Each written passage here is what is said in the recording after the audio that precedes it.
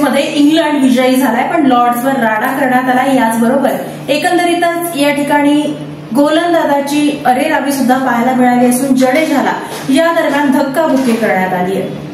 भारत विरुद्ध इंग्लंड तिसरी कसोटी इंग्लंडने जिंकली आहे. सामन्यामध्ये भारताचा 22 धावांनी पराभव झाला.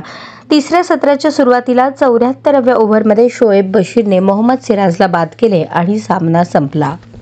भारत आणि इंग्लंड यांच्यातील लॉर्ड्स कसोटी आता केवळ क्रिकेटचा खेळ राहिला नसून मैदानावर अक्षरशः युद्धाचे वातावरण निर्माण झाले आहे. सामना निर्णायक वळणावर असताना खेळाडूंच्या मनातील तणाव मैदानावर स्पष्टपणे दिसून आला. याच तणावातून रवींद्र जडेजा आणि ब्रायडन कार्स यांच्यात जोरदार बाचाबाची झाली. हा वाद इतका वाढला की अखेर इंग्लंडचा कर्णधार बेन स्टोक्स याला हस्तक्षेप करून परिस्थिती नियंत्रणात आणावी लागली. हा सर्व प्रकार इंग्लंडच्या डावातील 35व्या षटकात घडला. ब्रायडन कार्स गोलंदाजी करत असताना या षटकाच्या शेवटच्या चेंडूवर मैदानावर अचानक तणाव वाढला. जडेजा आणि नितीश रेड्डी यांनी पहिल्या धावेसाठी वेग घेतला.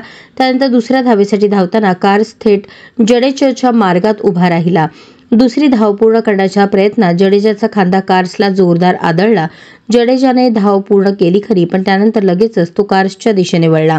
दुसऱ्या बाजूला कार्सही मोठ्याने ओरडायला लागला. त्याला जडेजानेही तितक्याच वेगाने प्रत्युत्तर दिले. शेवटी इंग्लंडचा कर्णधार बेन स्टोक्सला नाईलाजाने मध्यस्थी करावी लागली. याच सामन्यादरम्यान बेन स्टोक्सने केवळ जडेजा कार्स यांच्यातील वादच मिटवला नाही, तर तो भारताचा युवा फलंदाज नितीश रेड्डी यालाही चिथावण्याचा प्रयत्न करताना दिसला.